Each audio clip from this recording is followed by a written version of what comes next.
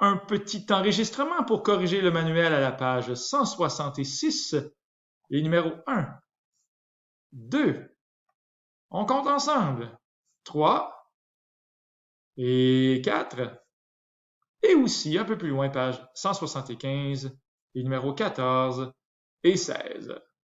Donc, allons-y pour le numéro 1, ben, tout simplement de trouver le minimum Q1, Q2 et Q3 et le maximum à chaque fois. Donc, vraiment important, c'est de compter. Il y a combien de nombres, hein? Donc, 1, 2, 3, 4, 5, 6, 7, 8, 9, 10, 11, 12. Alors, il y a 13 nombres. Alors, quand il y a 13 nombres, on peut en prendre un qui est au milieu. C'est le nombre qui est à la 7e position. Et c'est bel et bien 18 qui est ici, donc. Voilà. Étant donné qu'il reste 6 nombres de chaque côté, ben, je vais être obligé, étant donné que c'est un nombre pair, de plutôt faire la moyenne. Par exemple, ici, entre 9 et 14, ben, c'est 11,5. Et la moyenne entre 32 et 36 pour Q3, ben, ça va donner 34. Donc, c'est le même principe pour chacune des questions. Peut-être un dernier exemple. Ici, j'ai 8 nombres. 1, 2, 3, 4, 5, 6, 7, 8. Mais là, ça va vraiment être oh, ils ne sont pas placés en ordre. Je me suis presque fait avoir, hein? 2, 3, 7, 15, 18, 20, 23 et 31. Donc, on a 8 nombres. Ça va commencer par un mur à mi-chemin entre 15 et 18. Ça va être Q2 et bien sûr, ça va être 16,5. Ici, à mi-chemin entre 3 et 7, ça va être Q1 et bien sûr que ça va être 5. Et à mi-chemin ici, entre 20 et 23, ça va être 21,5. Voilà donc pour cette question. Ensuite, j'aime ça, moi, la question 2. Supposons qu'il y a 111 données. Tiens, je vais faire lui ici. Évidemment, je ne vais pas me mettre à dessiner 111 coups de crayon, là. Ça serait quand même un peu pénible. Mais je sais que 111, c'est un nombre impair. OK. Donc, je sais qu'il va avoir un nombre, il va faire partie des 111 parce que c'est un nombre impair. Et si je le prends, il va donc en rester 110, donc 55 nombres de chaque côté. Donc, il y a un nombre qui est ici, qui correspond à Q2, et il reste 55 nombres de chaque côté. Et ça fait bien 111. Je vous rappelle que le total, il faut que ça fasse 111. Alors, 55 plus 1 plus 55, ça fait bien 111. Et là, ben, encore une fois, j'ai 55, donc c'est un nombre impair. Alors, si c'est un nombre impair, il va y avoir un certain nombre de données. Il va en avoir une qui est ici. Je vais la choisir. Ça va être Q1. Puis il va y avoir le même certain nombre. Et évidemment, ça va être 27. Hein, parce que 27 plus 1 plus 27, ça fait bel et bien 55. Même principe ici. Je vais avoir 27 nombres. Je vais en pointer un ici qui va être Q3. C'est ce nombre-là. Il va être là. Tiens. Puis il va rester 27 nombres. Et on a ici donc la réponse 27 données dans chacun des 4 quarts. Et c'est ce genre de raisonnement-là qui va vraiment vous aider beaucoup pour la question 2. Peut-être un autre exemple rapidement à la lettre D. Qu'est-ce qu'on fait si on a 1618 données? OK, ben 1618, c'est un nombre pair. Alors on imagine, là, il y a 1618 données sur cette ligne-là. Et quand c'est un nombre pair, ben, j'aurai besoin, moi, de tracer un mur. Donc, je vais diviser en deux et il va y avoir donc 809 données dans chacune des parties. Comme ça, il y a 809 données. Et après ça, ben 809, ça c'est un nombre impair. Donc, pour aller chercher Q1 et Q3, ben, ce que je vais faire, 809, je vais en prendre 404 avant. Je vais prendre ma donnée qui est ici, ça va être toi ici qui va être Q1. Puis il va rester après ça 404 données après. Donc, je souligne que ce qui est en orange, ça fait bel et bien 809 données. Il y a Q2 qui était trouvé depuis le début, qui était la moyenne entre la dernière donnée qui était à gauche et la première donnée qui était à droite. Et ça recommence après ça pour l'autre groupe de 809. Donc, j'ai 404 données, une donnée qui est ici qui va correspondre à Q3 et encore une fois 404 données. Est-ce que j'ai dit 404? Ça tombe bien, la réponse ici, c'est 404 données dans chaque quart. OK, qu'est-ce qu'on a de bon ensuite à partager? Au numéro 3, ben, on demande vraiment de tracer un diagramme de quartile, calculer l'étendue, ben ça c'est facile, hein, c'est le plus grand moins le plus petit. Et là, je réalise que les données sont toutes en ordre déjà. Hein. L'étendue interquartile, je vous rappelle que c'est Q3 moins Q1. Mais ça tombe bien, on va les trouver les quartiles Q1, Q2 et Q3 en faisant notre diagramme de quartile. Et détermine dans quel quart les données sont le plus concentrées. Donc, je ne les ferai pas tous, évidemment, mais si j'allais voir, par exemple, tiens, allons voir le numéro 3, ici. Donc, on a 1, 2, 3, 4, 5, 6, 7, 8, 9, 10 données. C'est un nombre pair. Donc, je vais aller couper en plein milieu ici. Et Q2 va être la moyenne entre 17 et 19. Bien sûr que ça va être 18. Pour Q1, je vais avoir 13. Et pour Q3, je vais avoir 31. Donc, les nombres magiques vont être 9, 13, 18, 31 et 34. Allons voir si ça se tient. Donc, j'ai dit les nombres magiques, c'était 9, 13, 18 ici, 31 et 34. Donc, on a vraiment notre diagramme de quartile. Puis, on veut savoir dans quel quart les données sont le plus concentrées. Mais ici, on voit qu'on se rappelle qu'il y a 25% des données dans chacune des 4 parties, dans chacun des 4 quarts.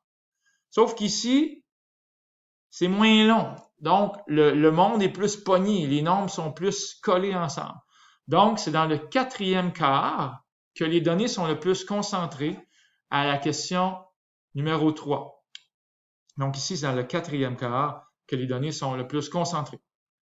L'étendue interquartile, je vous rappelle qu'il fallait faire Q3 comme 31 moins Q1, 13. 31 moins 13, ça donne 18. Et l'étendue, ben, tout simplement, le plus grand, 34 moins le plus petit, 9. 34 moins 9, bien sûr que ça fait 25. Donc, ça, c'est le corrigé pour la question 3. Prenez votre temps, mais c'est le même principe. En passant, moins il y a de nombres, j'insiste, quand il n'y a pas beaucoup de nombres, ça se passe où? Ça se passe ça. Mettons ici, tu sais, il n'y a pas beaucoup de nombres. Peut-être que c'est moins pertinent de faire un diagramme de quartile. C'est plus quand il y a beaucoup de chiffres, ou de nombres, je devrais dire, que ça vaut la peine d'être fait. Sinon, c'est un peu moins pertinent, je devrais dire. À la question 4, on a des vrais ou faux. Alors ici, c'est la taille des poissons. Il y a 56 participants. Ils ont chacun pogné leur poisson. Alors, est-ce que la moyenne est égale à la médiane?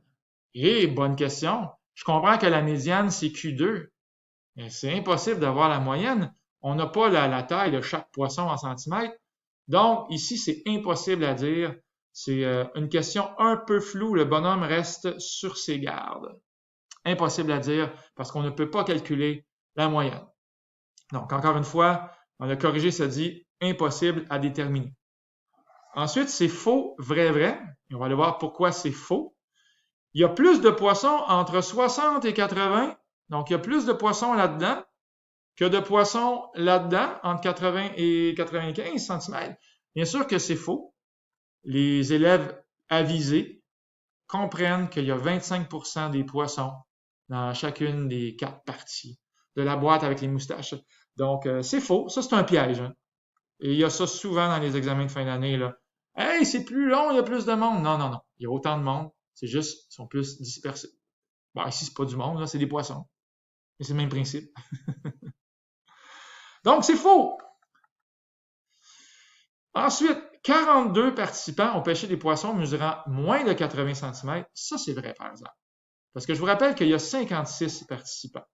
Alors, s'il y a 56 participants et qu'il y a Q2 en plein milieu, ça veut dire qu'il reste quoi? Ben, il reste 28 de chaque côté. Oui, 28. Puis ensuite, 28, qu'est-ce que ça veut dire? Ben, ça voudrait dire qu'il y aurait Q1 quelque part, Q3 quelque part. En passant, je dessine des murs parce que c'est tous des nombres pairs. Donc, il y a 14, 14. 14 et 14, ça fait 28. Ici, 14 et 14 de chaque côté du mur qui est Q3. Donc, 14 et 14, ça fait 28. Et en tout, ça fait bien 56. Donc, ça dit des poissons de moins de 80. Donc, tous ceux-là ici, hop, hop, hop, hop, hop, hop, hop, tous ces poissons-là mesurent moins de 80 cm. Et bien sûr que c'est 14 plus 14 plus 14, ça fait bel et bien 42 participants ou 42 poissons qui mesurent moins de 80 cm. Donc ça, c'est totalement vrai. Et c'est vrai aussi que la moitié des poissons, bon, je commence à avoir un peu massacré mon dessin, mais la moitié de mes poissons sont dans cette boîte-là ici, parce que 25% et 25%, ça fait 50%. La moitié des poissons entre 40 et 80 cm. Voilà. Et on a presque terminé la petite corrigée de ça. Il reste page 175, le numéro 14. Et là, ça dit, est-ce qu'on peut faire des médianes avec ça? Est-ce qu'on peut faire des médianes lorsque c'est qualitatif? Pas vraiment. Hein? Pour faire la médiane, il faut mettre les nombres en ordre, les choisir au milieu. Donc ça, c'est vraiment une question piège. On ne peut pas faire de médiane lorsqu'on dit que mon appréciation, moi, c'est ordinaire, bon, très bon ou délicieux. Donc, ça ne fonctionne pas. On ne peut pas faire la médiane, ce ne sera pas des nombres. Et finalement, la petite question que j'aime donc. Ici, c'est écrit A, B, C, D, E parce qu'il y a 5 nombres qui ont été cachés. D'accord. Et là, ça nous dit qu'on a déjà 15 nombres, donc plus les 5 nombres cachés, en tout, ça va faire 20 nombres. Puis on veut vraiment que la moyenne soit de 9. OK. Donc, si la moyenne est de 9 et que j'ai 20 nombres, ça veut dire qu'en tout, là, il faut que la somme de mes nombres, la somme des x, soit 9 fois 20, il faut que ça fasse 180. Donc, quand je prends tous les nombres ici, il faut que ça fasse un total de 180, parce que 180 divisé par les 20 nombres, ça fait une moyenne de 9. Sauf que les 15 nombres déjà inscrits, ils forment déjà un total de 139. Donc, ça veut dire qu'il me reste 41 pour les 5 nombres cachés. Donc, encore une fois, A plus B plus C plus D plus E, il faut que ça fasse 41, parce qu'en tout, ça va faire 180. Puis en tout, donc, ça va pouvoir donner une moyenne de 9. Et on poursuit. La médiane doit être de 8.